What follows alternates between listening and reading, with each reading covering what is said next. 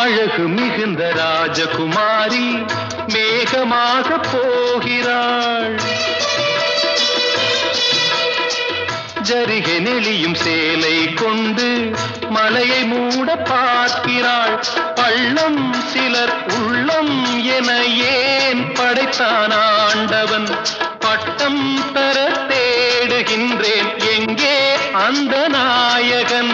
மலையின் காட்சி இறைவன் ஆட்சி. செந்தாழம் பூவில் வந்தாடும் தென்றல் என் மீது மோதுதம்மா.